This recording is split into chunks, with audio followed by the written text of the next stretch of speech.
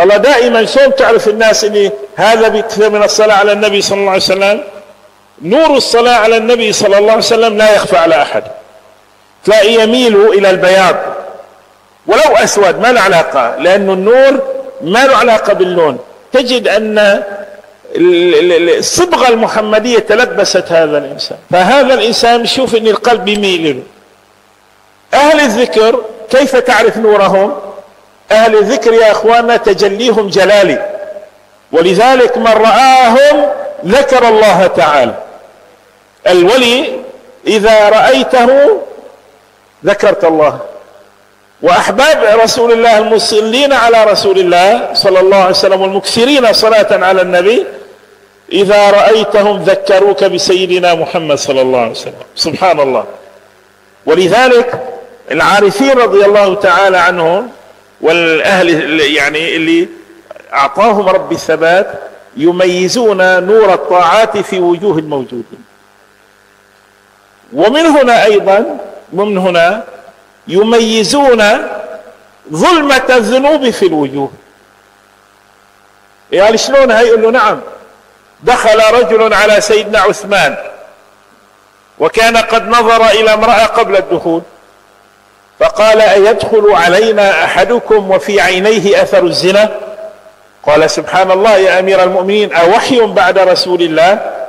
قال لا، ولكنها فراسة المؤمن فانه ينظر بنور الله. سيدنا ابو هريرة رضي الله تعالى عنه كان جالس في المسجد، واذ دخل رجل من اهل اليمامة. اهل اليمامة هن اهل رياض يا اخواننا. رياض كان يقال لها سابقا اليمامة. فسيدنا ابو هريرة قال ادنوا يا فتى او يا رجل، فدنا. قال لعلك انت اذا غضبت كشفوا. قال مين جبتوا لي كرامات؟ لو لا اسمع الصحابي. سيدنا ابو هريرة لما دخل الرجل قال لعلك اذا غضبت على خادمك قلت والله ان الله لن يغفر لك؟ قال له والله انا بقول هيك. صحيح، ايش عرفك؟ قال وتقول له ان الله لن يدخلك الجنة؟ قال نعم. قال لا تفعل يا اخي. فكيف يعرف سيدنا ابو هريرة انه يفعل ذلك؟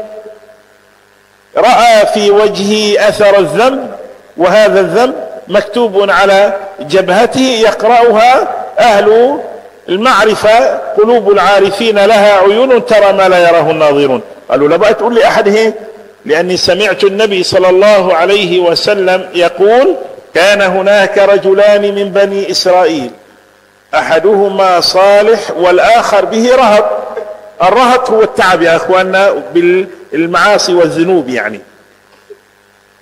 فكان اذا وجد الصالح اخاه ينصحه، خاصة اذا رآه على خطأ، فكان يقول له صاحب المعصية دعني وربي. يوم من الايام غضب اخونا بالله، غضب كناية او نيابة عن ربه، قال ما زلت تعصي ربك؟ والله ان الله لن يغفر لك، والله ان الله لن يدخلك الجنة. قال صلى الله عليه وسلم والله والذي نفس محمد بيده لقد قال كلمة أوبقت يعني خسر الدنيا وآخرته. قال فقبض الله إليه أرواحهما، الصالح والفاسق. فقال الله تعالى للصالح عبدي من أعلمك أني لا أغفر لعبدي فلان؟ أما إني قد غفرت له وأحبطت عملك. فإذا يا مؤمن نور الطاعة كما أن ظلمة الذنب يميزها العلماء بالله العارفون بالله، كما يميزون الدرهم المغشوش من الدرهم الصحيح، أو كما الصرافين يميزون الدولار المزور من الغير المزور، والذهب أهل الذهب يعرفوا الذهب الصحيح من الذهب تبع لعبة الأطفال. ولذلك يا مؤمن بدك تنتبه